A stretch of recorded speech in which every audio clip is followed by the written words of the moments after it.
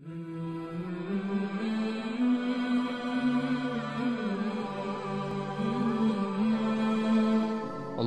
صل على محمد وآل محمد. بسم الله الرحمن الرحيم. يوما تحل به عقد المكاره، ويوما يفتأ به حد الشدائد، ويوما يلتمس منه المخرج إلى روح الفرج. ذلت لقدرتك الصعاب، وتسببت بلطفك الأسباب، وجرى بقدرتك القضاء، ومضت على إرادتك الأشياء.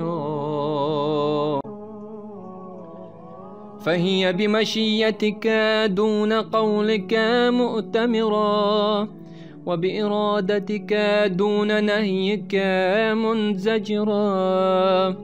أنت المدعو للمهمات، وأنت المفزع في الملمات.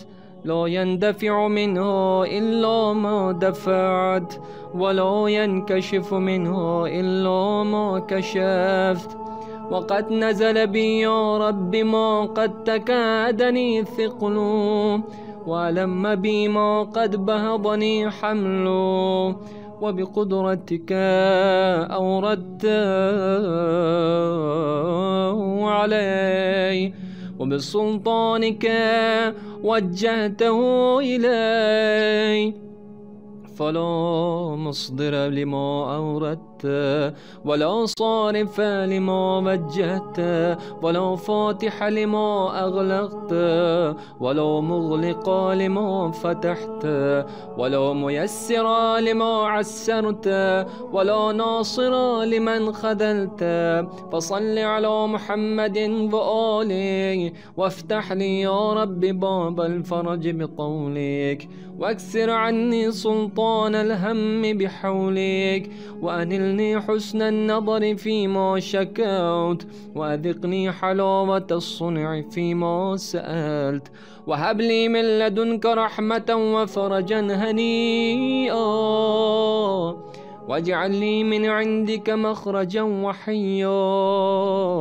ولا تشغلني بالاهتمام عن تعاهد فروضك واستعمال سنتك، فقد ضقت لما نزل بي يا رب ذرعا، وامتلأت بحمل ما حدث علي هما. وأنت القادر على كشف ما منيت به، ودفع ما وقعت فيه. فافعل بي ذلك، وإن لم أستوجبه منك يا ذا العرش العظيم وذا المن الكريم، فأنت قادر يا أرحم الراحمين. آمين رب العالمين.